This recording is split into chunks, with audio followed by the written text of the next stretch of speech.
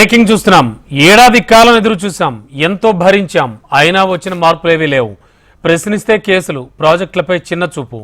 ఇక పరిస్థితులు మారాలి, ప్రత్యక్షంగా పోరాటంలోకి దిగాలి. అందుకు పార్టీ శ్రేణులు సిద్ధం కావాలి. ఒట్టిగా కొట్టుడు కాదు, కొడితే గట్టిగా కొట్టుడు నాకున్న అలవాటు. పోరాటాలకు దిగుదాం, కాంగ్రెస్ మెడలు వంచుదాం. ఈ సంచలన వ్యాఖ్యలు చేసింది ఎవరూ కాదు, గులాబీ బాస్ కేసీఆర్. ఎస్, సంవత్సరం పాటు సైలెంట్గా ఉన్న కేసీఆర్ తాజాగా జహీరాబాద్ బీఆర్ఎస్ నేతల సమావేశంలో చేసిన హాట్ కామెంట్స్ ఇప్పుడు తెలంగాణ రాజకీయాలను షేక్ చేస్తున్నాయి.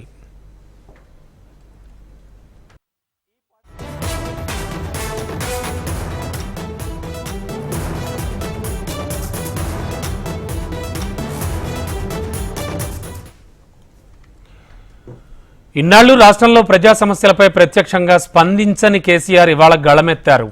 ఇక పోరాటాలతోనే సమస్యలకు పరిష్కారం అంటూ పార్టీ శ్రేణులు పోరాటాలకు సిద్ధం కావాలంటూ సూచించారు. జహీరాబాద్ బీఆర్ఎస్ నేతలతో ఎర్రవెల్లి ఫామ్ హౌస్లో సమావేశమైన కేసీఆర్ కాంగ్రెస్ ఏడాది పాలనతో ప్రజలు సంతోషంగా లేరని విమర్శించారు. భూముల ధరలు, వ్యాపారాలు పడిపోయాయని, గురుకులాల పరిస్థితులు అధ్వాన్నంగా తయారయ్యాయని, ప్రాజెక్టులు ఎండబెట్టారని మండిపడ్డారు. మళ్లీ కరెంటు కోతలు మొదలుపెట్టి కాంగ్రెస్ నిజస్వరూపం బయట పెట్టిందని అన్నారు. కాంగ్రెస్ను నమ్మొద్దని ఆనాడే చెప్పినా పట్టించుకోలేదని, ఇప్పుడు మబ్బులు తొలగిపోయి ప్రజలకు నిజం బయట పడుతోందంటూ కీలక వ్యాఖ్యలు చేశారు కేసీఆర్.